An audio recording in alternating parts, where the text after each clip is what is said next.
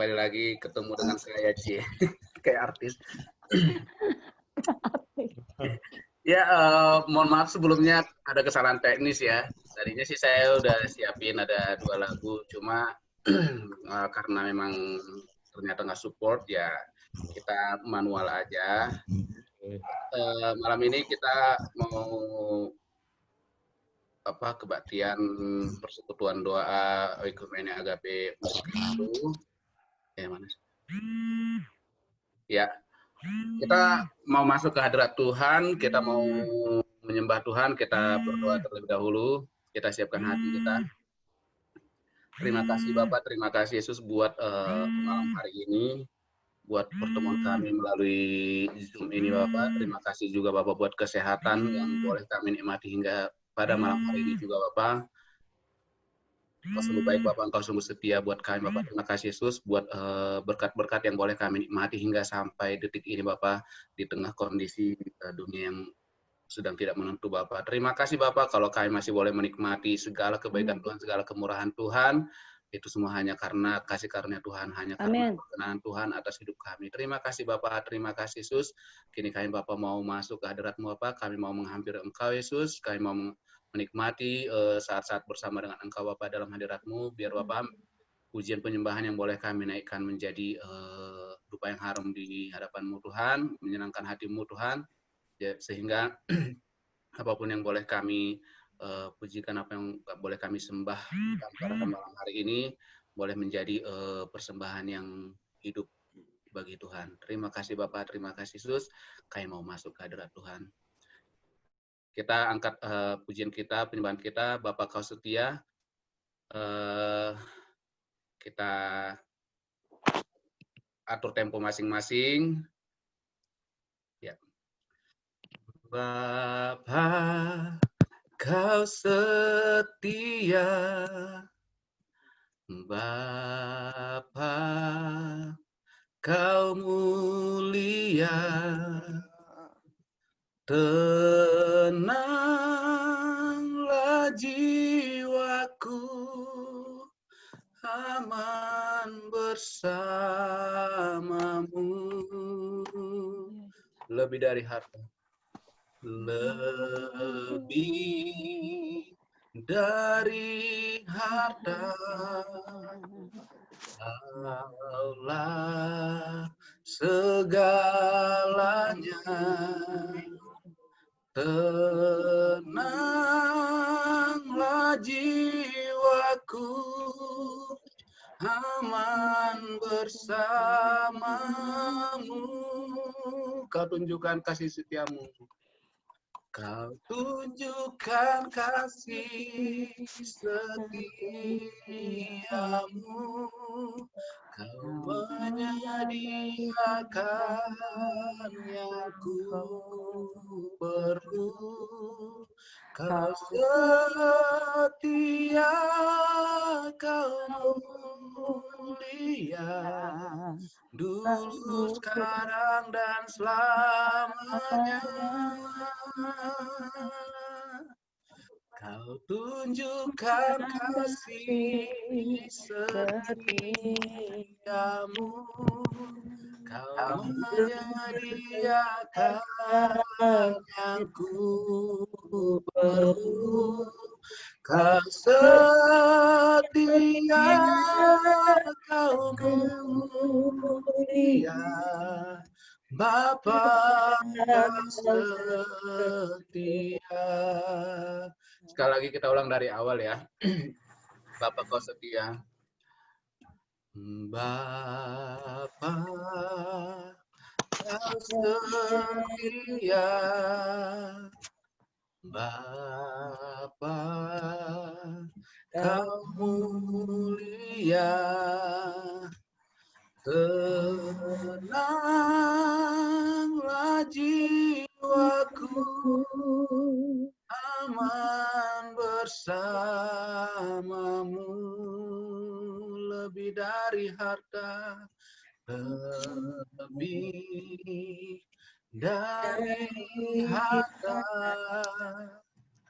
Kaulah segalanya, tenanglah jiwaku dalam hadirat-Mu.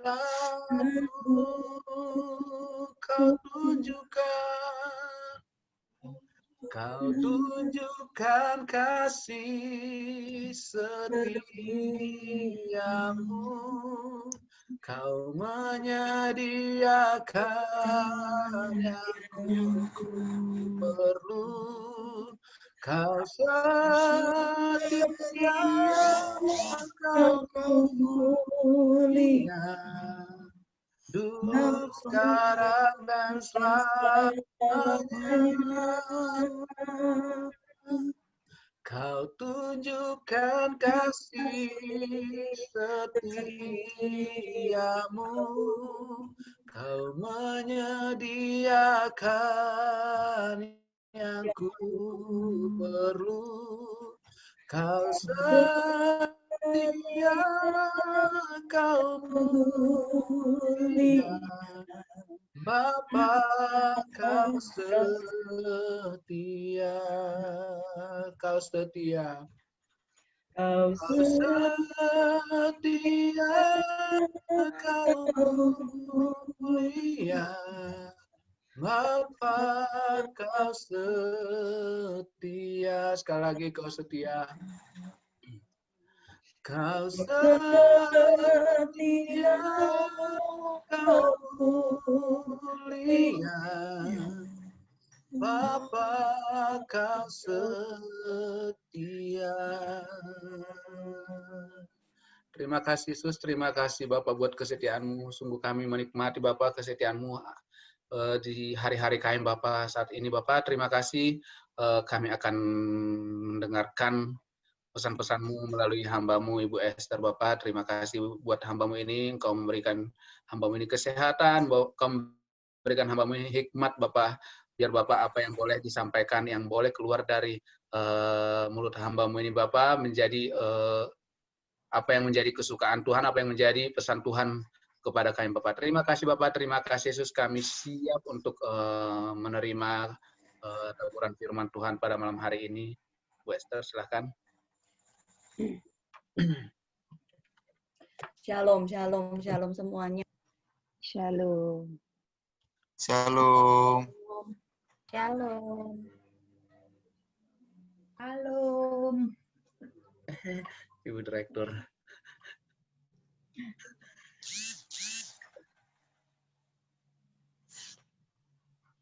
Bang, nggak kedengaran.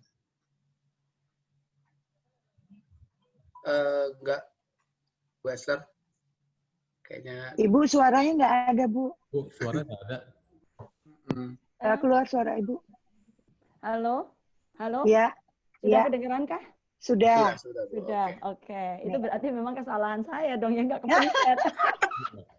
Oke, kita ulangi lagi. Iya, Bu. Ya.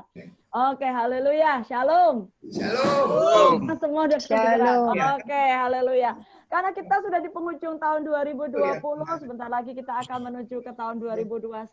Saya sangat percaya kita sedang dipersiapkan Tuhan untuk hal-hal yang baru. Apalagi kalau kita menemukan bahwa kita ini ada di dalam suatu kalender Ibrani, ya, yang unik nih, unik.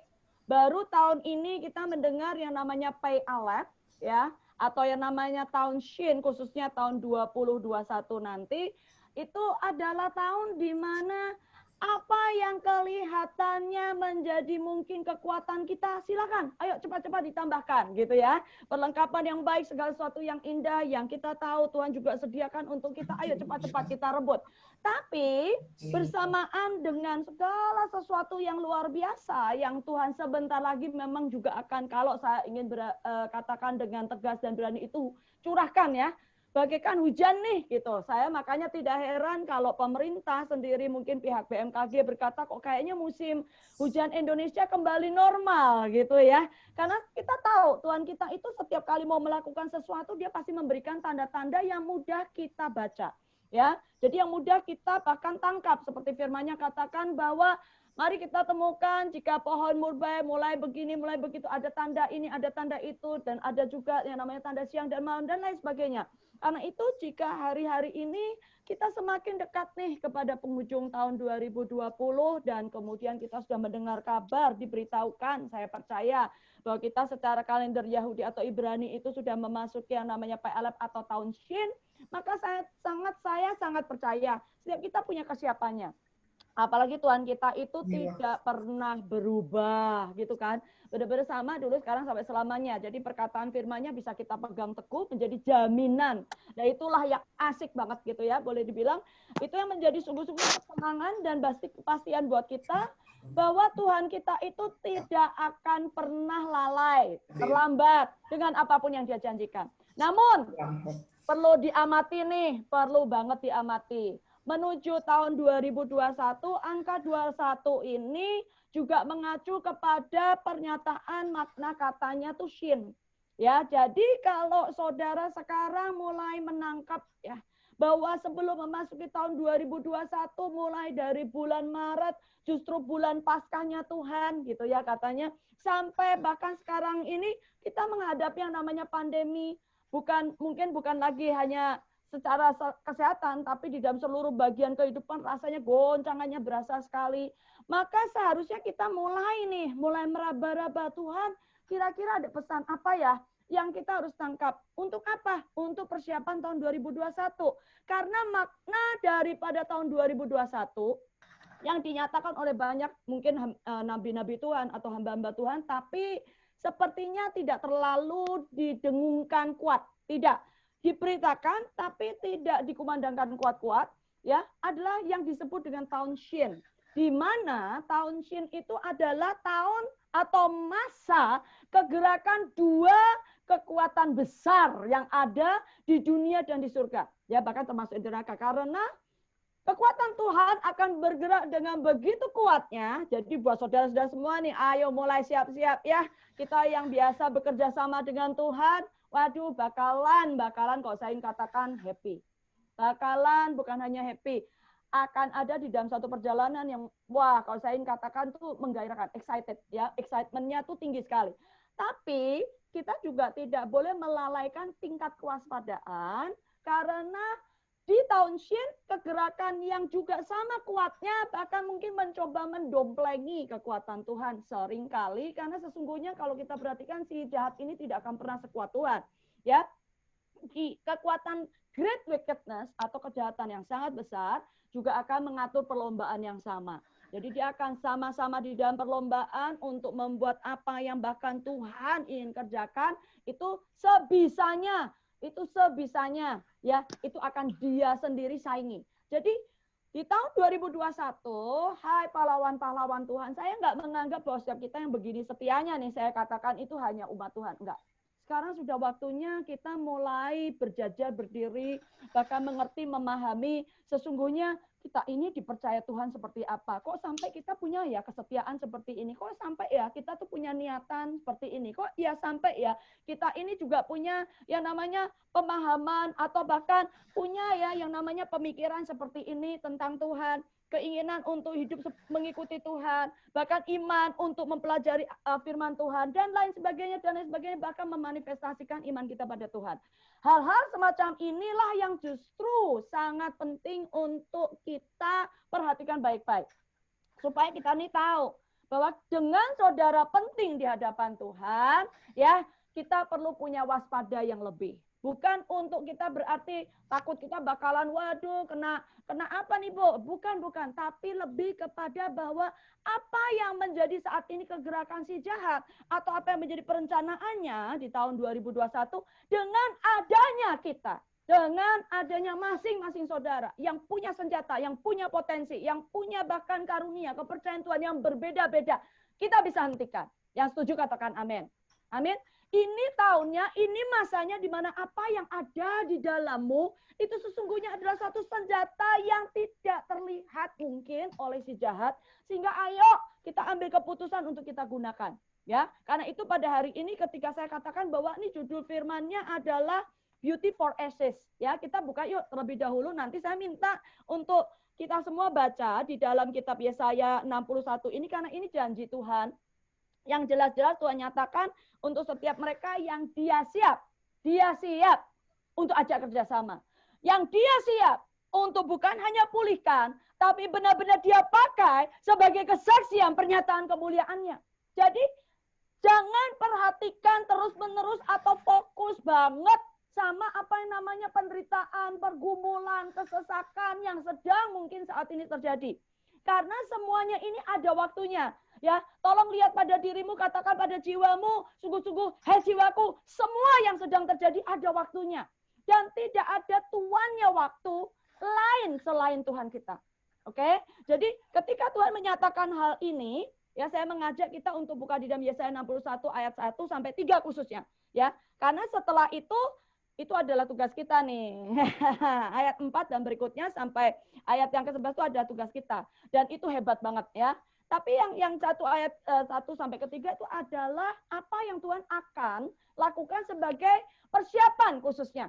Persiapan khususnya bagi setiap kita yang dia tahu. Sampai hari ini, anak ini masih setia. Orang ini masih mau cari aku. Kesesakan boleh banyak. Tekanan boleh tapi pikirannya kalau ada kesulitan, kalau ada masalah, aduh aku mau berdoa deh. Aku mau cari pesan Tuhan deh. Aku mau ini dan itu. Tuhan. Walaupun secara manusia kita tentunya punya kecenderungan. Sangat. Untuk bahkan mungkin bertanya, rembukan sama teman, atau bahkan bertanya nasihat kepada mereka yang lebih mungkin kita pandang punya kemampuan dalam soal itu, atau di dalam hal-hal yang disebut mendengar suatu Tuhan, membagikan firman Tuhan, dan lain sebagainya. Itu nggak masalah. Cuman satu hal yang sangat penting di dalam firman Tuhan adalah bahwa Amos 3 ayat ke-7 berkata, sebelum dia melakukan, dia itu kan memberitahukan. Ya, nah dalam pemberitahuannya itu, ada hal yang dia akan kerjakan untuk mempersiapkan kita yang bahkan mungkin kita berkata begini, Bu, saya punya keputusan banyak yang salah. Bahkan saya ini sedang jalani nih hasil daripada keputusan yang salah. Mungkin kita bukan memutuskan yang salah, tapi karena kita mungkin ada terlibat di dalam suatu mungkin perkumpulan, di dalam mungkin sesuatu yang namanya keluarga, keputusan bersama dan sebagainya, dan itu tidak tepat. Kita kadang-kadang mungkin terkena imbasnya, dan lain sebagainya. Sebagai manusia, kita tidak akan pernah terlepas dari yang namanya kelemahan untuk melakukan mungkin kesalahan, bahkan seringkali bisa saja fatal. Ya, karena itu, kalau kita buka di dalam Yesaya 61, ayat yang pertama, roh Tuhan Allah ada padaku. Karena Tuhan telah mengurapi aku, jadikan ini sebagai bekal utama. Bekal utama. Karena apa? Karena kita ini tanpa Tuhan terbatas banget. Sangat. Bukankah kita tahu? Bahkan Adam dan Hawa itu di Taman Eden loh saudara. Ya, kita nggak usah cari mungkin sampai ke diri kita atau ke orang lain. Kita dari firman Tuhan, dari bahkan buku yang pertama. Kitab Kejadian. Ada manusia pertama yang masih diciptakan di dalam kerajaan Tuhan. Masih di dalam tamannya yang namanya Eden. Bisa berbuat salah.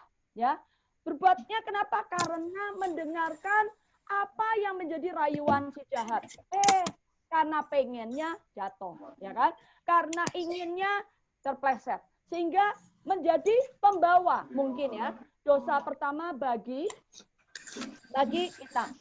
Semua. Nah, karena itu saya mau mengajak sekarang setiap kita, tidak terkecuali, tolong dengarkan baik-baik bahwa ketika Tuhan sampai berkata, roh Tuhan mengurapi aku, untuk apa?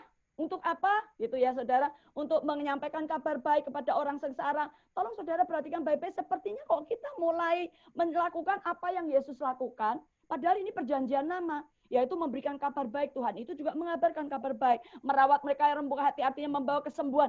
Tuhan juga membawa kesembuhan. Memberitakan pembebasan ya kepada orang-orang tawanan. Tuhan juga mengajar. Tuhan juga memberikan pendidikan, membagikan pengetahuan. Ya, sehingga kalau kita menemukan bahwa ada hal-hal yang Tuhan sendiri saat ini tunjukkan bahwa yang dia lakukan itu dia tidak pernah berubah. Sama sekali, yaitu Tuhan yang benar-benar bisa kita pegang, bisa kita yakini. Kalau sudah ngomong A, mau ada situasinya apa, mau orangnya siapa, tempatnya kayak apa, dia akan tetap A. Ya, nah karena itu ketika dia mulai berkata, aku sedang mempersiapkan tentaraku, aku sedang mempersiapkan rekan-rekanku, aku sedang mempersiapkan orang-orang pilihanku, aku sedang mempersiapkan Sion-Sionku. Nah, saya cuma mendapati bahwa inilah waktunya apapun mungkin yang menjadi bagian kita. Secara manusia, persiapkan diri kita dalam pekerjaan, bahkan dalam keluarga, dalam pelayananmu, bahkan sebagai individu. Ya, persiapkan bahwa di dalam engkau Tuhan sudah mempercayakan kuasa yang tak terbatas, yang firman-Nya sendiri katakan, roh yang ada padamu jauh lebih besar daripada roh yang ada di dunia ini. Kalau kita sampai diperhadapkan pada yang namanya pandemi, kalau kita diperhadapkan pada sekitar kita, kiri kanan berteriak resesi. Kalau kita diperhadapkan di sekitar kita pada yang namanya mungkin kebutuhan, kekurangan, atau segala sesuatu yang manusia, bahkan negara-negara sendiri berkata, aduh, gak kuat nih mikirnya, terlampau sepertinya berat. Ya, Tuhan sedang justru bergerak perlahan, tak bersuara, karena ini adalah tahun alat. Tahun di mana dia sama seperti Nabi Nehemia, ketika dia dipakai Tuhan untuk membangun kembali yang namanya tembok pagar istana, ya dia harus diam. Dia nggak boleh banyak bercerita tentang rahasia Tuhan. Dalam melakukan tugasnya ketika membangun tembok-tembok pun, dia banyak diam. Memperlengkapi dirinya dengan yang namanya alat bekerja, membangun, tapi juga alat berperang. Nah, inilah sebabnya kenapa Tuhan kok ada dua alat. Karena saya sekali lagi mau ingatkan, tahun depan, tahun 2021, itu adalah tahun di mana dua kegerakan kuasa yang sangat besar itu akan berlomba di dunia ini.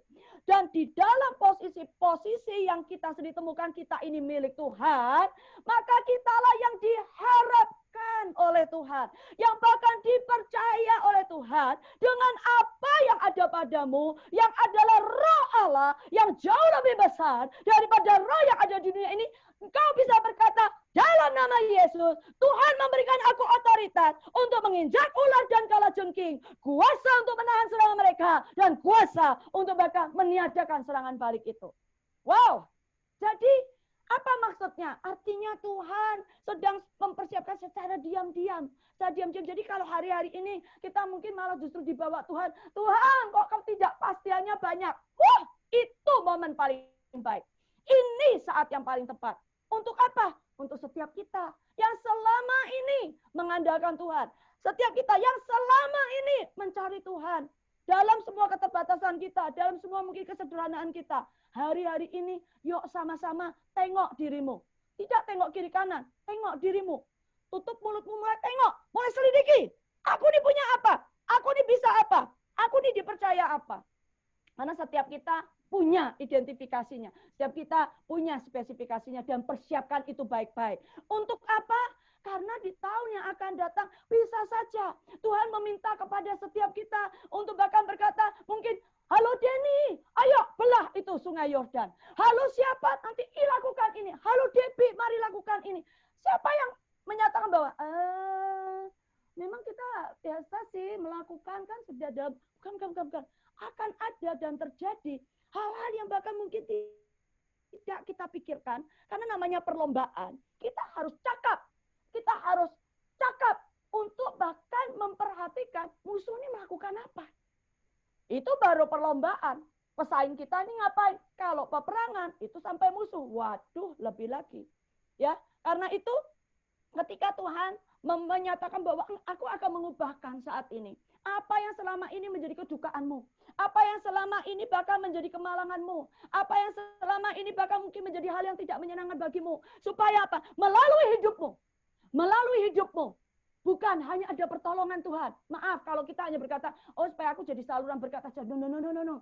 Tapi mengubah kehidupan orang sampai orang itu sendiri tahu bahwa hanya melalui engkaulah berkat Tuhan itu bisa terjadi. Tidak bisa lewat yang lain. Mengapa saya katakan demikian?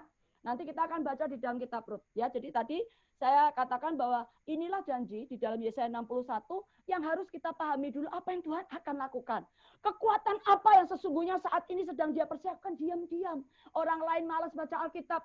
Kita mulai mendengar suara Tuhan. Ayo sayang, baca Alkitab. Orang lain mulai malas berdoa. Mulai mencari jalan keluarnya sendiri. Tuhan berkata pelan-pelan, say, mulai dengarkan audio. Mari mulai berdoa. Ayo mulai nyanyi. Ayo mulai isi hatimu tuh dinaikkan dengan cara engkau bersenandung. Dengan cara engkau mungkin mengikuti sebuah lagu. Dengan cara ini dan itu. Sepertinya Tuhan mulai membangkitkan secara diam-diam. Satu persiapan dalam langkah-langkah yang konkret, namun seringkali jika kita tidak mau, mungkin kalau saya ingin katakan terlepas lah ya, mungkin dari pengamatan kita ketika kita sibuk, tidak mendapati itu sedang terjadi. Nah ini ya kalau kita nggak pernah mendengar kabarnya, infonya mungkin kita bisa terlewat. Tapi kalau kita sudah mendengar kabarnya, sudah mendengar infonya, ayo persiapkan. Ya. Nah kenapa saya tadi ambil Rut, yuk kita buka di dalam kitab Rut.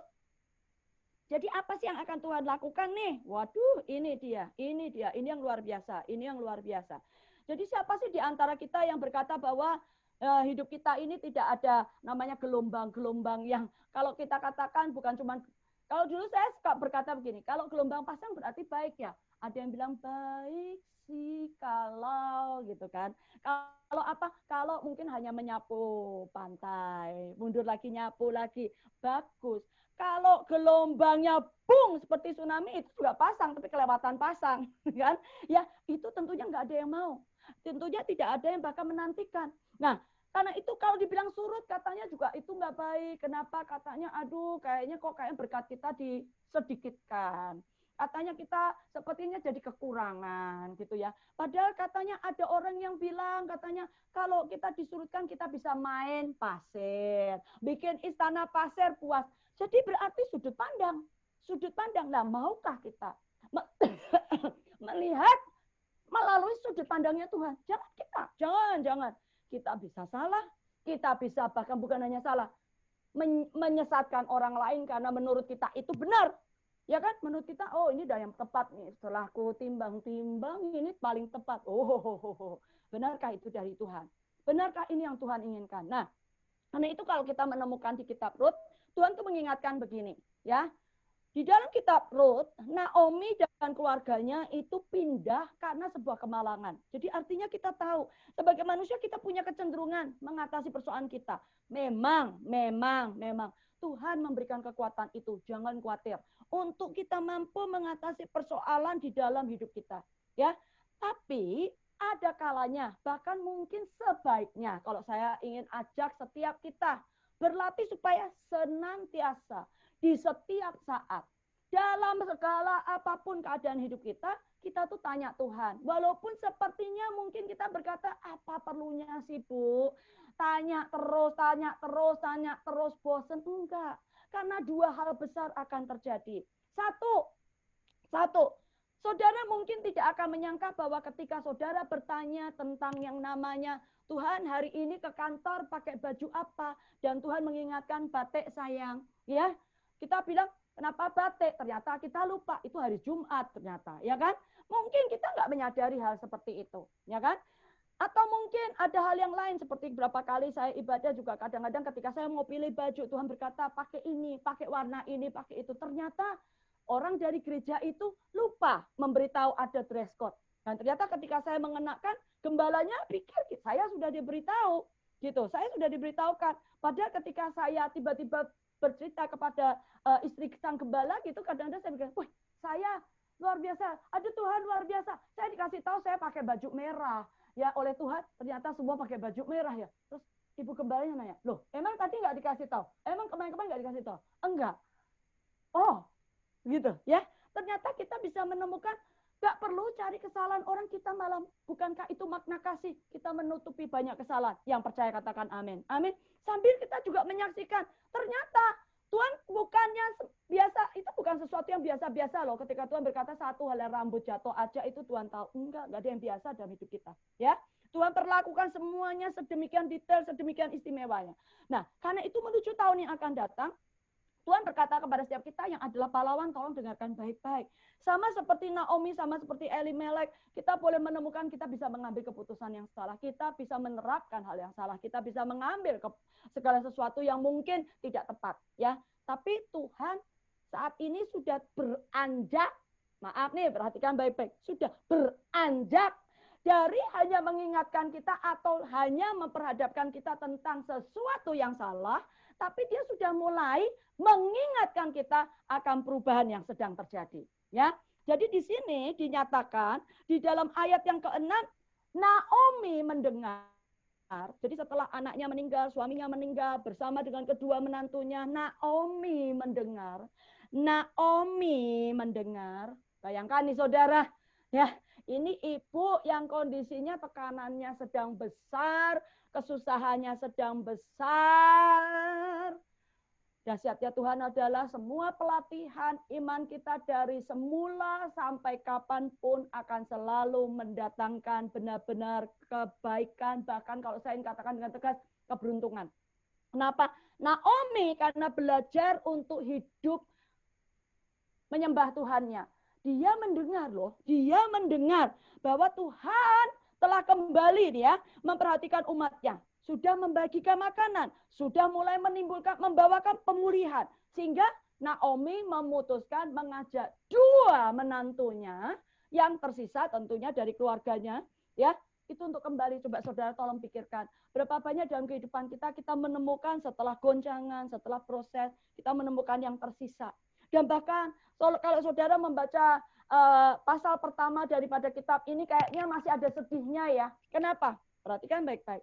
Di ayat-ayat berikutnya, Naomi, ya, yang begitu luar biasa kalau saya ingin katakan punya hati kepada Tuhannya dan imannya kepada Tuhannya ini dia realisasikan, dia wujudkan dalam memperhatikan orang lain.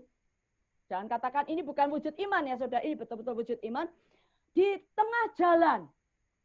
tengah jalan, Naomi itu berani berkata begini. Padahal harusnya dengan semua wujud kehidupannya dia udah tua dan dia harusnya berkata jangan. Tapi toh dia berani berkata begini. Ayo siapa yang mau pulang, saya sudah nggak bisa lah untuk bawa kalian. Wow, singkat cerita, hal yang pertama adalah untuk menuju kepada perubahan besar adalah selain saudara mendengar, yuk cek, recheck. Jadi ini masih poin 1 nih. Saudara pastinya bisa mendengar Tuhan jika hatimu terbuka hanya pada Tuhan. Jika hatimu terbuka pada yang lain, maka jangan heran. Kadang-kadang suara yang lain akan bisa bersuara lebih keras. Apalagi jika itu senada dengan yang namanya lukamu. Senada dengan yang namanya mungkin pikiranmu. Senada mungkin dengan penderitaanmu. Ya, karena itu kita harus mau berlatih. Kita harus mau memelihara hati kita terbukanya sama Tuhan. Gampang? Enggak. Mustahil? Iya. Dah. Justru mudah? Enggak juga, tapi mustahil juga enggak. Kenapa? Bersama dengan Tuhan itu mungkin. Yang percaya katakan amin. Sehingga ketika Naomi bahkan bisa mengajak mereka, itu adalah poin 2. Adakah di dalam hatimu yang pertama tadi memperhatikan Tuhan, yang kedua adalah memperhatikan sesamamu. Nah, ini seperti ujian nih. Saya percaya ini ujian. Buat Naomi, buat para menantu. Bahkan di dalam lingkungan kita, baik untuk keluarga, baik untuk pertemanan, ketika segala sesuatunya buruk. Ketika pandangan orang lain, bahkan mungkin diri kita terhadap diri kita, lu itu, aduh, apa sih kesaksiannya? Kehidupannya nggak ada yang baik. Itu anak meninggal semua, suami aja meninggal, kamu tuh udah nggak punya apa-apa. Ya, kayaknya semua apa yang baik, yang mungkin bisa dijadikan sebagai suatu wujud, ini loh bukti Tuhan ada padaku, udah nggak ada sama sekali, tidak ada. Ya, tolong saudara perhatikan, yang tersisa adalah apa yang menjadi bekal selama kita mengikuti Tuhan. Jadi kalau kita diuji bahwa ketika keadaanmu bahkan sepertinya sudah tidak memungkinkan, maukah saudara tetap memiliki hati untuk tetap perhatikan kepentingan orang lain. Karena apa? Ini firman Tuhan. Ini firman Tuhan. Saudara boleh baca nanti di dalam Filipi 2, ayat yang ke-4 dan ke-5, dan bahkan sampai ayat ke-11. Sehingga saudara boleh menemukan saran Rasul Paulus kepada jemaat di Filipi, dinyatakan dengan tegas bahwa dalam hidup kita bersama, ayo perhatikan yang lain. Perlunya apa sih? Nah, ternyata manfaatnya begini. Di suatu waktu, dengarkan baik-baik. Di suatu waktu nanti, Tuhan kita adalah Tuhan yang mengajarkan hukum tabur tuai. Mungkin sekarang saudara berkata bahwa, buat apa urusin orang seperti Naomi? Aku juga hidupnya berat. Aku juga hidupnya sulit. Tapi firman Tuhan katakan kepada Rut, dengan apa yang ada dalam pelatihan kita berjalan dengan Tuhan, itu ternyata kita benar-benar pelihara. Maka ketika kesulitan terjadi, ujiannya adalah buat orang seperti Rut, engkau mau setia enggak? Setia. Engkau mau tinggalkan yang tidak menjanjikan ini enggak? Enggak. Kenapa? Aku tahu tujuan hidupku. Aku tahu apa yang aku bisa lakukan, bahkan jika aku tidak mengerti tujuan hidupku, aku tahu apa yang aku miliki. Aku tahu apa yang aku bisa kerjakan untuk Naomi. Karena apa? Aku sayang dia. Walaupun mungkin kita bukanlah orang yang sampai bilang, oh aku punya panggilan yang wow. Aku punya kemampuan untuk mengerti masa depanku yang wow. Enggak. Kita menjadi orang yang sederhana. Kita menjadi orang yang biasa sehari-hari. Tapi kita punya satu hati yang tidak lagi sederhana. Karena kita hidup untuk Tuhan, belajar tentang Tuhan. Sehingga kita mulai diubahkan. Sama seperti Rut, ketika ujian terjadi. Baik ujian untuk Naomi sendiri, ataupun untuk Orpa dan Rut. Di situ dinyatakan, yang benar-benar sepertinya lulus adalah Naomi dan Rut. Kenapa saya katakan begitu? Wah Bu, jangan mandang Orpa seperti itu dong. Ya, kenapa saya katakan? Karena dalam hal ini, Tuhan tahu betul. Tuhan tahu betul. Siapa yang dia tahu akan pasti menyambut apa yang dia nanti mungkin akan perhadapkan untuk menjawab tantangan yang bahkan nggak mudah. Yang membutuhkan bukan hanya ketaatan, yang bukan hanya membutuhkan penundukan diri, tapi kesetiaan sampai akhir tanpa ada pamrih, tanpa ada pertimbangan, aku nanti kalau nanti begini begitu gimana, enggak. Sehingga inilah yang kita harus miliki di yang nomor 2. Hati untuk orang lain, bahkan ketika kita sendiri seharusnya mungkin menjadi orang yang pengennya hati orang lain ada pada kita.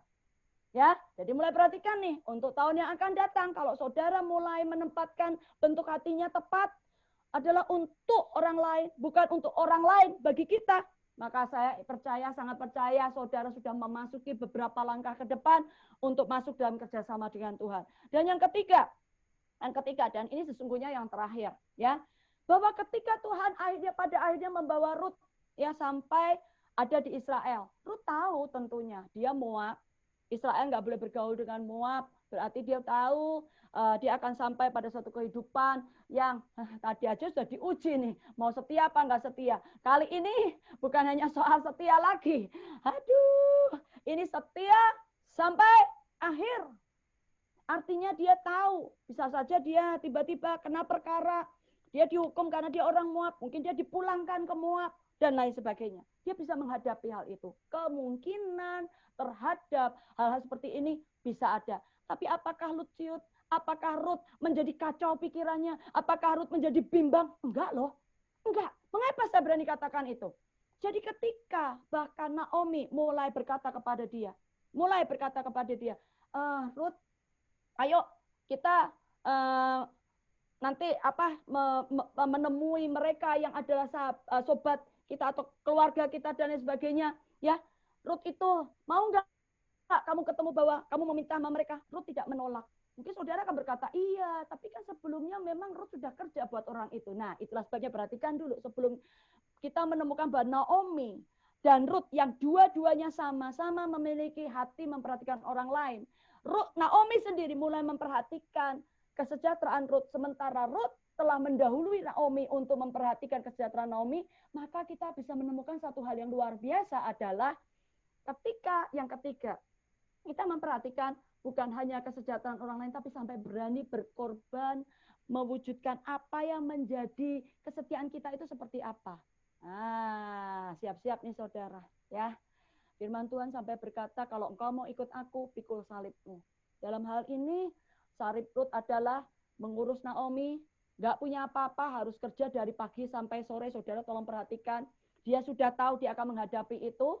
dan dia harus melakukan berbagai hal yang tidak menyenangkan, ya, karena apa? Tradisi Israel bukan tradisi dia. Tapi apa yang menjadi senjata daripada Rut? Tolong. Kesetiaannya yang sampai akhir inilah yang membuat dia pada akhirnya bukan hanya melihat Tuhan membukakan jalan, tapi dia sendiri juga Tuhan pakai untuk memastikan jalan itu tetap terbuka sampai apa yang menjadi berkat Tuhan untuk Naomi dan juga untuk dia, iya dan amin, terlaksana. Maukah saudara menjadi seperti seseorang yang menjaga pintu yang dibukakan Tuhan untuk orang lain, bukan hanya untuk dirimu. Ya, dan ini yang dilakukan Rut, ya.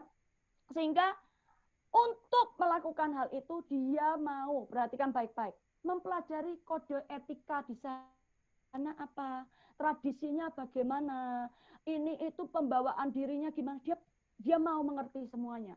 Maukah saudara, seperti firman Tuhan katakan, ketika orang mau membangun sesuatu, dia harus duduk dan menghitung dulu. Saya percaya Rut hitung. Ini nanti aku kalau ikut Naomi ya, aku nggak ngerti apa-apa soal Israel. Ya, ngerti-ngerti dari kehidupan keluargaku sebelumnya. Tapi aku nggak ngerti apa-apa nanti di tanah Israel. Jadi gimana ya? Ya lebih baik aku dengar Naomi deh. Oke, komit mau dengar Naomi. 2, mau berhati-hati membawakan diri mungkin. Berhati-hati berkata-kata mungkin. Karena apa? Dia nggak mau kalau nanti menimbulkan mungkin kebencian. Karena apa? Dia Moab dan lain sebagainya. Singkat cerita, saya ingin ajak setiap saudara untuk perhatikan. Ketika Tuhan sampai berkata, setialah pada hal yang kecil, sehingga hal yang besar dipercayakan padamu. Menuju tahun yang akan datang, apa yang selama ini mungkin seringkali kita bahkan nggak abaikan. Apakah itu akan menyinggung orang lain? Apakah itu akan membawa berkat buat orang lain? Apakah itu akan menyakiti orang lain? Atau bahkan menyembuhkan orang lain? Ya, saya mau minta dengan segala kerendahan hati, mulai dari detik ini ke depan, mulai dari saat ini dan selanjutnya.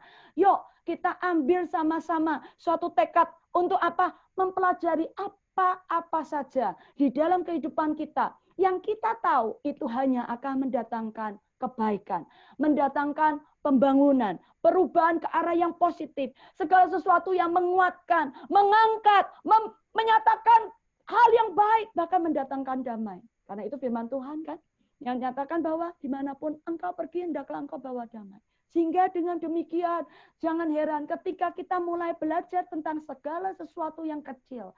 Kita melakukan bahkan dengan sukacita tanpa paksaan. Sama seperti Rut. Ya, di akhir daripada perjalanan Rut, kita semua tahu Rut menikah dengan Boaz. Ya, dan kemudian punya anak.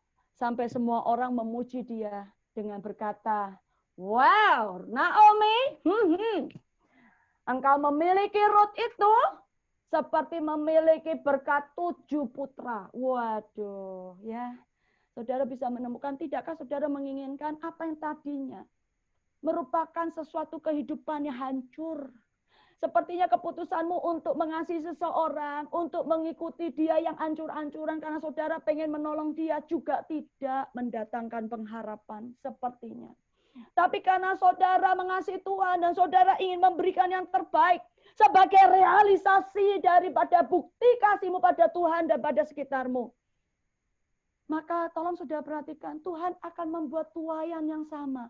Dia juga akan membuktikan kasihnya untuk saudara. Dan kalau dia mengasihi kita, apa yang dia tahan? Apa yang dia tahan? Tidak ada. Dan kalau kita mungkin memberikan hanya 10, Tuhan bisa memberikan berlipat kali ganda. Karena itu di perjalanan ke depan, saudara boleh menemukan apa yang seharusnya mungkin menakutkan. Apa yang seharusnya mungkin menggentarkan. Saudara bisa membayangkan hidup penuh kesusahan. Segala sesuatu yang tidak baik. Hari ini izinkan saya dengan berani katakan, siapkan dirimu untuk setiap mereka yang berani melakukan apa yang dilakukan oleh Rut. Jangan heran. Jika apa yang sepertinya tidak ada pengharapan, sepertinya apa yang bahkan kita sendiri katakan tidak ada kepastian, Tuhan ubahkan bukan hanya menjadi sesuatu yang pasti, tapi sesuatu yang berlimpah-limpah, memberkati banyak orang. Tuhan sudah persiapkan hal ini. Tuhan sudah menyatakan hal ini. Kenapa? Karena ini tahun Shin, tahun kegerakan besar di mana dia dan lawannya akan bergerak bersama. Kita nggak akan pernah tahu apa yang akan dia lakukan dan apa yang dilakukan oleh lawannya. Tapi dia sudah memberitahukan kalau dia tidak ada yang buruk. Yang percaya katakan amin. Karena itu malam hari ini saya mau mengajak sebelum kita nanti katanya ada sesi tanya jawab. Bolehkah saya minta untuk setiap kita? Setiap kita ambil waktu. Tutup matamu, buka hatimu. Dan saya mau minta dengan segala kerendahan hati katakan pada Tuhan, Tuhan, kalau memang jalan keluarku adalah saat ini, meneruskan apa yang sepertinya menjadi suatu kehidupan yang kok nggak ada yang menjanjikan gitu ya. Ya, sepertinya aduh ikut Naomi itu bakalan kerja keras. Bahkan lebih lagi mungkin nggak menyenangkan hidupnya. Bahkan mungkin mengandung banyak bahaya. Kayaknya aku nggak akan melihat ada yang namanya kehormatan, ketenaran, dan lain sebagainya. Aku nggak melihat lagi ada keuntungan buat aku selain aku harus justru melakukan dan memberi, dan memberi, dan memberi, dan memberi, dan memberi. Ya, saya mau mengajak setiap saudara untuk ingat sejenak. Jika saudara tahu kisah Rut seperti itu, ingat murid-murid Yesus sebelum Roh Kudus dicurahkan. Firman-Nya di dalam kitab Lukas bahkan menyatakan, tinggallah di kota ini sampai kuasa yang sangat besar dari Bapa dicurahkan atasmu. Apa maksud daripada ini? Mungkin kita tahu murid-murid Tuhan saat itu juga ada di dalam tekanan yang begitu menakutkan. Mereka dianggap pengikut Yesus. Mereka dianggap orang-orang yang bahkan mungkin maaf sesat. Kalau Tuhannya atau rabinya atau yang menjadi pemimpinnya aja disalib, gimana yang ngikutin? Ada tentunya ketakutan semacam itu di hati murid-murid. Tapi tidak Rut, tidak murid-murid Tuhan. Mereka yang mengandalkan Tuhan. Saat ini saya mau undang, mari masuk lebih dalam. Masuk dalam persekutuan makin erat. Sampai saudara menjadi satu dengan dia. Sampai benar-benar saudara melekat jadi satu. Seperti firman Tuhan katakan, mereka yang mau mengikatkan dirinya dengan Tuhan akan menjadi satu roh. Sehingga jangan heran jika kehidupanmu mungkin secara fisik apa yang kau miliki penuh kelemahan. Tapi rohmu akan membawa engkau mengakhiri segala sesuatu dalam bentuk kehidupan yang mungkin kita tidak bisa bayangkan di masa yang akan datang dengan kedahsyatan berkat yang Tuhan sendiri hari-hari ini katakan aku sudah persiapkan itu. Dan bahkan lebih lagi, saya sangat percaya tahun depan saudara akan bahkan bisa menyatakan kemuliaan Tuhan karena saya sangat percaya buat mereka yang siap. Buat mereka yang mau seperti Rut atau murid-murid Kristus akan menjadi bukan hanya orang-orang yang diberkati, tapi benar-benar orang yang membuat hidup orang lain juga berkat dimanapun mereka ada. Karena apa? Karena ini waktunya. Ini waktunya pemulihan melalui engkau. Melalui tubuh Kristus akan Tuhan lakukan buat mereka yang ada di sekitarnya. Kalau saudara sudah siap, buka hatimu lebih lagi dan mulai katakan, ini yang ada dalam hidupku Tuhan. Kayaknya berbagai hal buruk pernah terjadi. Ayo saudara tutup mata, mulai katakan pada Tuhan, mulai sampaikan Tuhan. Ini yang pernah aku lakukan. Mungkin hal yang salah. Aku telah melakukan perjalanan yang begitu panjang dan berakhir dengan begitu banyaknya hal buruk. Saya hanya ingin mengajak setiap saudara, usai saudara menyatakan hal itu. Ambil sebuah keputusan. Katakan, aku mau tinggal untuk melihat sungguh melalui arahanmu dari hari ini ke depan. Apa yang aku telah putuskan untuk ikuti, datangnya sebagai pesan-pesanmu ini akan membawaku kepada lembar-lembar kehidupan yang bukan hanya berbeda, tapi sepenuhnya luar biasa. Aku mau sungguh-sungguh Tuhan, bukan hanya memberikan kesempatan buat engkau, tapi memberikan engkau kekuatan, otoritas, dan kuasa. Ambil alih semuanya. Ambil alih. Ambil alih. Seperti ketika Rut dan juga murid-murid Tuhan membiarkan Tuhan mengambil alih. Rut membiarkan Naomi, bahkan mungkin juga tradisi Israel seperti Boaz dan sebagainya mengambil alih apa yang menjadi keinginannya. Naomi ngomong apa, dia ikuti. Apa yang dinasihatkan Boaz, ikuti aja. Hamba-hambaku ambil benih-benih itu, dia ikuti. Karena apa? Karena dia tahu, dia nggak terlalu mengerti, tapi dia mau memberikan yang terbaik. Saudara dan saya punya keterbatasan, tapi mari sama-sama. Kalau kita mau fokuskan pikiran kita mengikuti Tuhan, kita mau dengar-dengaran terus, kita mau berbagi, memperhatikan kepentingan yang lain, kita mau mempelajari apa yang bahkan mungkin menjadi norma-norma yang bahkan mungkin kita sendiri katakan itu asing, kita nggak ngerti. Kita mungkin terbiasa untuk seenaknya atau bahkan melakukan apapun yang sesuai kita. Tapi kali ini kita mulai berkata, aku mau rendah hati. Aku mau benar-benar menjadi mereka yang sebelum membangun duduk tenang menghitung. Maka saya sangat percaya saudara, ayo persiapkan. Persiapkan dirimu. Mulai katakan pada Tuhan, Tuhan ini aku. Aku siap untuk menjadi berkat. Sungguh-sungguh aku mau mintakan. Ini keluargaku, ini kerabatku, ini Indonesiaku. Aku mau minta aku menjadi berkat. Di tempat ini, dalam apa yang menjadi porsiku. Untuk menjadi berkat buat keluargaku, buat sekitarku, bahkan buat Indonesia. Di dalam nama Yesus. Supaya segala puji hormat kemuliaan bagi Engkau. Dan seluruh mereka yang ada di sekitar saudara. Biar mereka bisa tahu. Sama seperti kepujian mereka terhadap Ruth, sama seperti kepujian banyak orang terhadap murid-murid Yesus. Mereka adalah pengikut Kristus yang benar-benar menjadi satu sosok pribadi yang berkatnya dan keberuntungan memiliki mereka itu lebih dari 7 orang yang lain. Biarlah berkat-berkat yang nyata Tuhan yang sudah persiapkan terjadi atasmu. Di dalam namamu ya Yesus kami percaya hari ini kau persiapkan sungguh-sungguh untuk menemukan apa yang indah, apa yang luar biasa. Sebentar lagi Tuhan akan menggantikan semua apapun yang bahkan tidak menyenangkan, bahkan yang buruk yang pernah terjadi dalam kehidupan kami, bahkan juga atas sekitar kami. Kami percaya Engkau sedang persiapkan kami benar-benar sungguh-sungguh dan bahkan sepenuhnya menjadi berkat, menjadi bukan hanya berkat, menjadi sungguh kecintaan Tuhan untuk menyatakan segala yang luar biasa dari Tuhan bagi mereka yang bahkan mungkin tidak tahu bagaimana mencari pertolongan. Ada hal yang banyak yang indah yang disebut perhiasan dan segala keagungan yang akan Tuhan berikan untuk menggantikan dukamu dan kesengsaraanmu. Di dalam nama Yesus, mereka yang sudah siap untuk memasuki era yang baru bersama dengan Tuhan, melihat pertolongan Tuhan dan bahkan berkat Tuhan yang berlimpah-limpah. Sama-sama kita katakan, amin. Haleluya. Oke. Ada apa Pak Denny? Ya, terima kasih Bu Esther. Haleluya. Sudah mengingatkan kembali kita untuk setia dalam perkara kecil ya. Wah, ya. Jadi biar kita juga mempersiapkan segala sesuatunya memasuki tahun depan yang ya kita juga belum tahu seperti apa, tapi kita yakin Sudah bahwa ada tahun roh depan Allah. Iya betul, seperti yang sudah dikatakan di firman-Nya bahwa kita sudah dikasih rohnya. Jadi kita tidak perlu takut seperti itu. Oke, Pak Denny, sorry, ini nggak ini kan nggak akan tiba-tiba terputus kan? Oke. Sudah diperpanjang. Oke Pak, thank you. Ya sesuai dengan agenda kita tadi sebelum ibadah mulai kita buka tanya jawab. Tanya jawab, oke. Ya. Di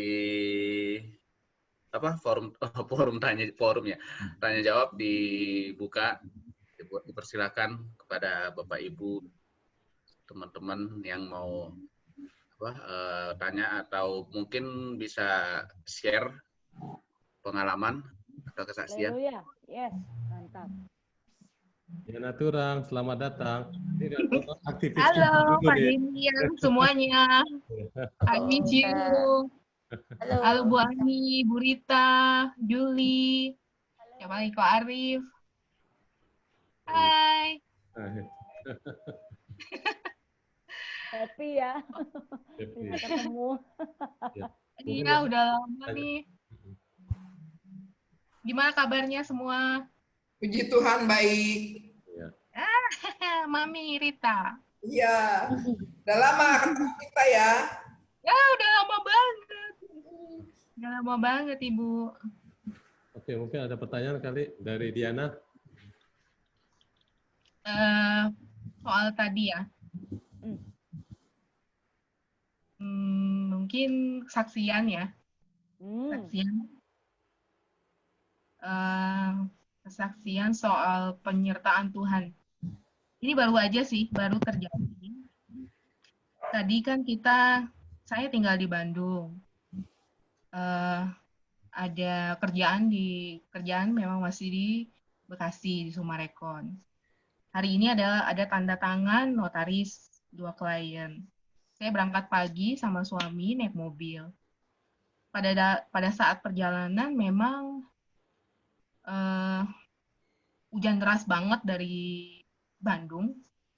Yang hujannya tuh sampai kabutnya turun banget gitu, sampai menutupi lampu mobil.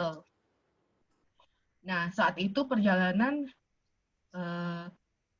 saya dengerin tiba-tiba mau pasang penyembahan nih sambil mau menyembah Tuhan di dalam mobil. Dan nggak tahu kenapa tape kok rusak gitu, maksudnya nggak bagus gitu ya. Akhirnya saya pasang dari handphone di YouTube dengerin lagu rohani. Pada saat perjalanan itu posisinya sudah sampai Cikarang. Di Cikarangnya tuh agak padat, tiba-tiba dengar suara ledakan kenceng banget, boom gitu. Suaranya jelas-jelas banget tuh kayak ada yang meledak gitu. Memang dari awal mobil kan udah kempes, tapi udah kita udah pompa angin gitu udah. Cuma kok dalam perjalanan tuh tiba-tiba meledak, kayak suara meledak, dan itu persis banget di bagian saya itu mobil. Tiba-tiba suami langsung diingetin nih, itu kayaknya itu sebenarnya kayak kita gitu yang meledak gitu. Tapi pas kita lihat belakang itu nggak ada asap, terus kita juga nggak oleng. Aku langsung respon ya, darah Yesus, langsung dalam nama Yesus. Suami juga gitu. Terus tiba-tiba suami langsung, Tuhan terima kasih. Tuhan mengasihi saya, Tuhan lindungi saya. Gitu. Karena mobil-mobil lain ngelihat kita. Dan akhirnya kita minggir, sempat berhenti sebentar, terus kita minggir, gitu, dan nggak ada apa-apa. Tapi itu jelas banget di dalam mobil kita yang mengalami bunyi itu. Gitu. Nggak entah jatuh apa, tapi itu kayaknya ban yang meledak. Gitu.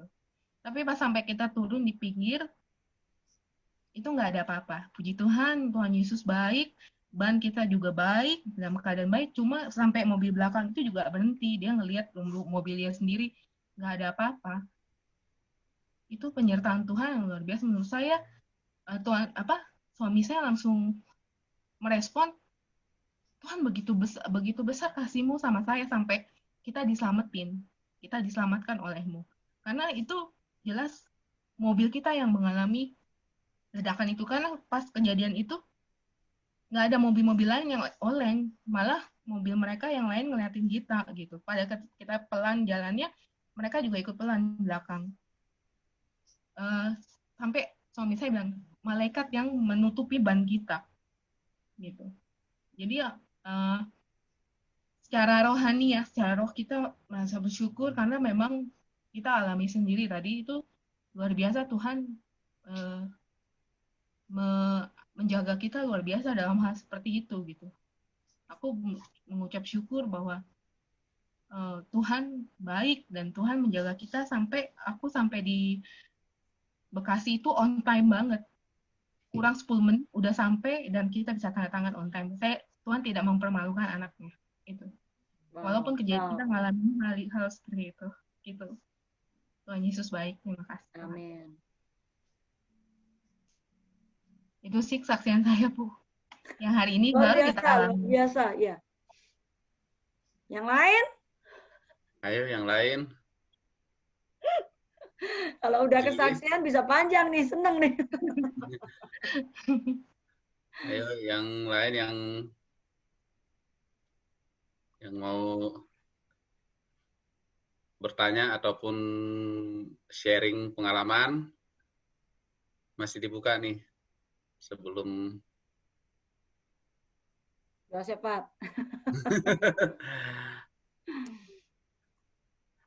Oke. Coba WL-nya dulu kasih kesaksian singkat.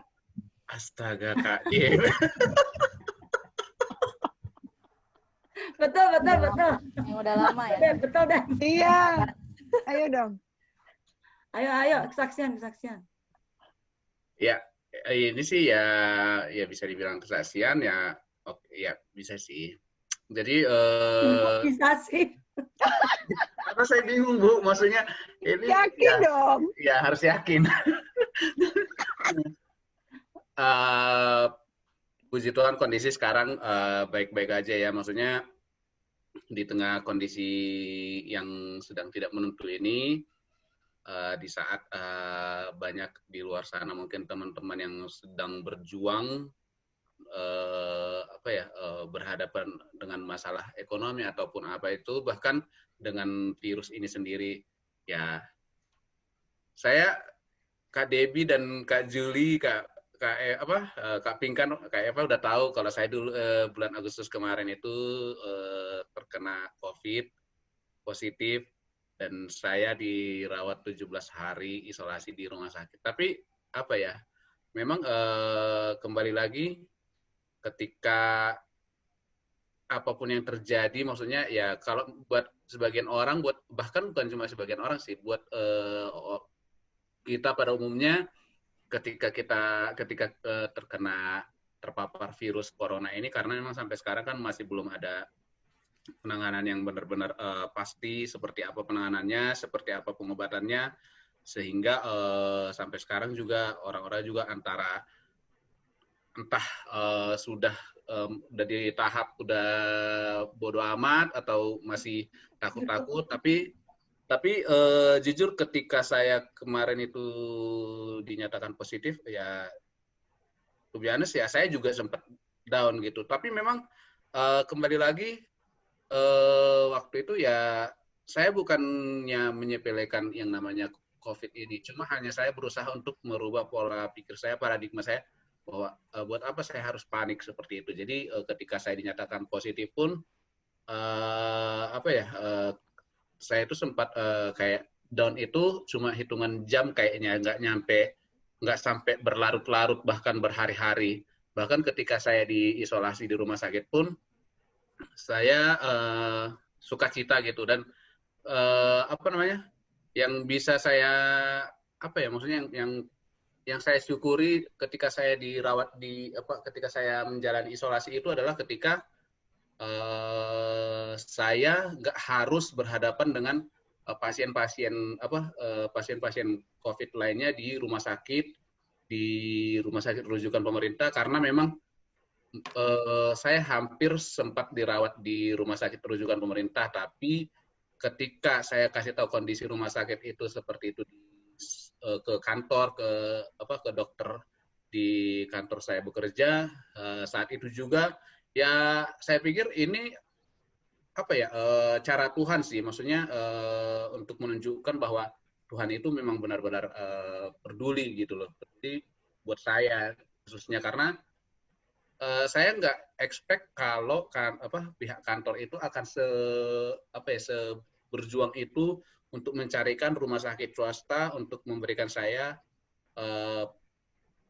penanganan yang lebih lebih bisa dibilang lebih efektif lah daripada rumah sakit rujukan, karena saya bisa bayangkan kalau saya harus tetap menjalani perawatan isolasi di rumah sakit umum Tangerang waktu itu, ya mungkin saya nggak akan sembuh dalam waktu cepat gitu. Yang ada saya makin drop karena kondisinya saat itu memang tidak jauh di bawah standar gitu loh, standar pelayanan penanganan COVID gitu. Jadi ketika saya kasih tahu kondisi seperti itu, langsung cepat-cepat dari pihak kantor langsung nyari rumah sakit, dan ketemulah rumah sakit swasta. Ya saya pikir juga rumah sakitnya juga bukan rumah sakit ecek-ecek gitu ya, karena saya dirawat di Siloam gitu. Dan itu pun saya nggak mengeluarkan biaya sepeser pun gitu loh, dan semuanya itu ditanggung oleh kantor. Saya sebenarnya seharusnya saya bisa menjalani isolasi mandiri di rumah, tapi memang kondisinya saat itu nggak memungkinkan. Saya harus menjalani isolasi di rumah, dan dari pihak kantor itu benar-benar berusaha gitu loh untuk membuat saya itu seaman mungkin gitu, seaman mungkin dalam artian saya nggak sampai drop secara mental, saya nggak kekurangan penanganan dari tindakan dari tenaga medis gitu. Jadi benar-benar saya dapat lebih dari apa yang didapat oleh mungkin dari teman-teman saya yang sudah menjalani isolasi di rumah sakit rujukan pemerintah.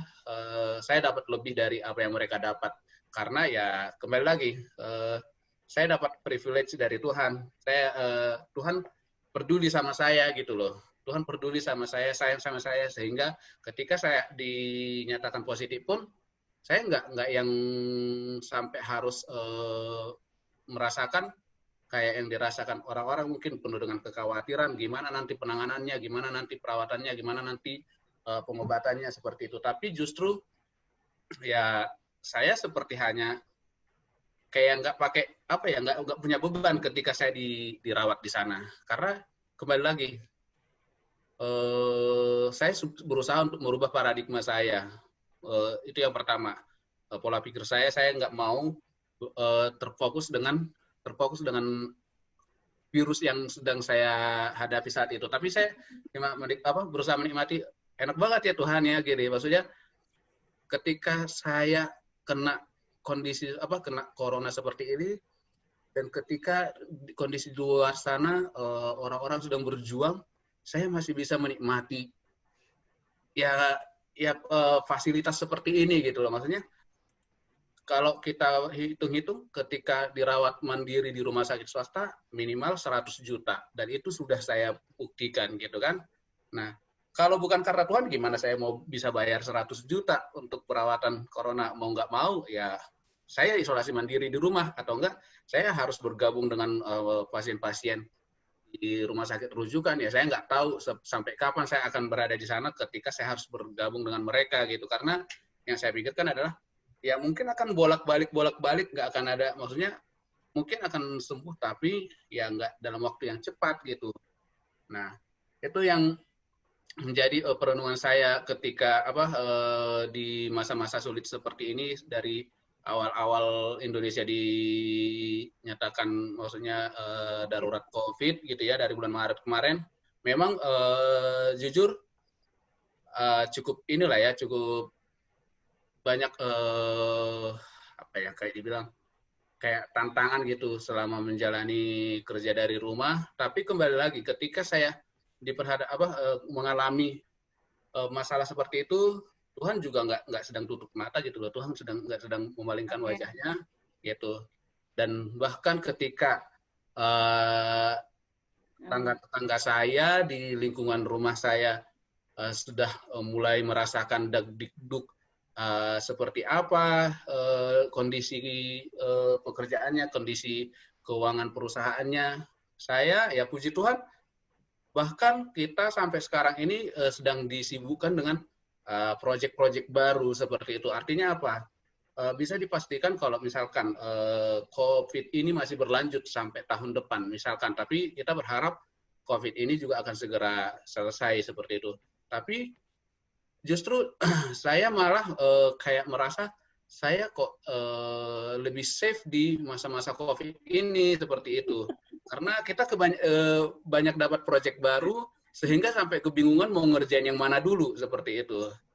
Karena kebetulan kita bergerak di organisasi bergerak di bidang kemanusiaan seperti itu. Jadi banyak pemerintah luar itu yang bekerja sama dengan kita seperti itu. Jadi ya memang kadang-kadang berusaha untuk kadang-kadang ada aja memang kayak bisikan-bisikan, aduh udah nyerah aja, udah terlalu capek, udah ini. Tapi ketika saya pikir-pikir, lah ngapain ketika saya melihat tetangga saya bahwa ada yang bilang 50% dipotong. Wah Tuhan, thank you banget. Maksudnya sampai sekarang pun saya nggak kekurangan. Saya bahkan nggak ngalamin pemotongan, apalagi kalau sampai saya di layoff gitu. Bahkan kemarin saya kena positif COVID, saya masih ditanggung sama kantor. Saya hampir sebulan tidak kerja, itu juga ya saya bisa ketawa, saya bisa happy dengan teman-teman. Maksudnya ketika teman-teman nelpon, saya masih bisa happy. Ya saya pikir bukan karena saya yang berusaha, yang maksudnya maunya saya untuk happy, tapi ya itu juga karena memang ada pergerakan dari Roh Kudus yang maksudnya yang selalu menyertai gitu loh. Enggak serta-merta karena kekuatan saya gitu. Saya yakin itu. Karena ketika saya mau hanya mengandalkan pikiran saya, yang ada saya akan merasa aduh, saya ini udah positif COVID, saya udah ini, gimana pemikiran orang-orang, gimana tanggapan orang-orang, gimana nanti orang-orang masih mau nggak berteman dengan saya seperti itu. Tapi ya kembali lagi, ya ternyata Tuhan nggak sampai membiarkan saya berpikir sejauh itu. Justru Tuhan mengubah pemikiran saya, ya udah kamu jalanin, kamu nikmati selama masa-masa kamu mengasingkan diri di rumah sakit selama 17 hari gitu. Amin. Gitu sih. Mantap. Yeay. Kak Devi. Mantap sharingnya Om Lamhot. Sama Jadi kakak. habis berapa ratus juta kemarin tuh? Habis berapa itu jadinya? Kemarin itu Coba diceritakan. secara total habis 120 juta karena memang kebetulan saya gejala ringan, kasus ringan gitu. Jadi saya hanya butuh isolasi aja. Jadi saya nggak, ya puji Tuhannya lagi, sekalipun sekalipun saya ditanggung sama kantor, saya dibayar sama kantor, tapi saya nggak berharap yang namanya dipasang alat. Dan Tuhan membebaskan saya dari alat itu. Seperti itu. Karena pengalaman dari cerita dari teman saya yang udah dirawat karena COVID 2 kali masuk ICU, pakai ventilator karena ya kondisinya parah seperti itu. Jadi itu yang maksudnya lagi-lagi saya harus bilang ya Tuhan itu baik banget gitu, bukan berarti Tuhan itu nggak baik sama orang lain yang mengalami kondisi lebih parah dari saya, tapi saya melihat ke diri saya bahwa wah memang Tuhan itu benar-benar meluputkan saya dari hal itu, sekalipun saya saat itu kondisinya positif, tapi Tuhan nggak sampai membiarkan saya untuk bersentuhan dengan yang namanya ventilator seperti itu. Bahkan infus sekalipun nggak ada masuk gitu. Saya hanya minum vitamin gitu. Itu luar biasa karena buat saya itu adalah achievement juga selama menjalani isolasi. Saya benar-benar dijauhkan dari yang namanya alat-alat medis gitu. Yeay, mantap. Mantap. Haleluya. Karena waktu berjalan, Bu Esther mungkin ditutup dalam, tadi udah siapa? Udah Bu ya? Atau belum? Belum Pak Denny. Oke Pak, mari. Pengucapan berkat. Ya.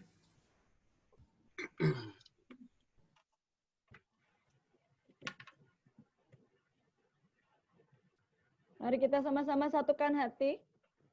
Kita berdoa, Bapa kami mengucap syukur untuk setiap kesaksian yang menyatakan dan menunjukkan, mewujudkan bahwa Engkau Tuhan yang benar-benar memegang perkataan-Mu, membuktikan bahwa Engkau Tuhan yang luar biasa. Dan kami sebagai anak-anak-Mu sungguh sangat bersyukur, bukan hanya untuk penyertaan-Mu, tapi atas diri-Mu Tuhan yang selalu mau memegang perkataan-Mu dan membuktikan Kau tidak pernah berdusta. Engkau ada Tuhan yang paling luar biasa, yang benar-benar sanggup melakukan semua perkara. Karena itu terima kasih.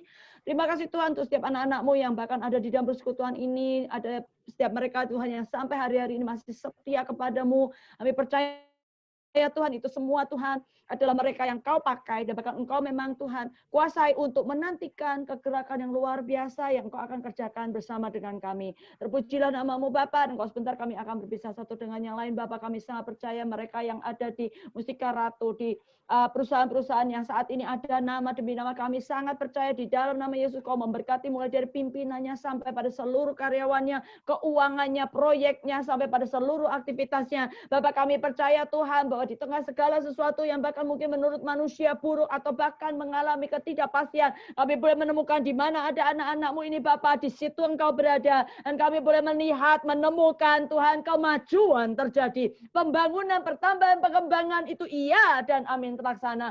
Tunjukkan Tuhan bahwa melalui kesatuan-Mu dengan putra-putrimu ini Bapa, sungguh apa yang menjadi kekuatan kuasa-Mu mengubah hal yang buruk menjadi baik, itu iya dan amin terlaksana. Di dalam nama-Mu ya Yesus, saya percaya kesehatan, kekuatan tubuh Tuhan semuanya akan Kau tetap Tuhan peliharakan kepada anak-anak-Mu, mulai dari pimpinan yang ada sampai pada setiap karyawan yang ada, semua keluarga kami, setiap bagian demi bagian mereka yang juga Tuhan terlibat di dalam pekerjaan dan usaha kami, bahkan juga di dalam gereja-gereja kami, di dimanapun Tuhan kami boleh melakukan aktivitas, karena kami mau percaya di dalam nama Yesus, Engkau sedang bawa Indonesia ini Bapa senantiasa ada di dalam perlindungan-Mu, supaya mereka Tuhan yang sedang terpapar atau sakit pun cepat cepat-cepat Kau sembuhkan.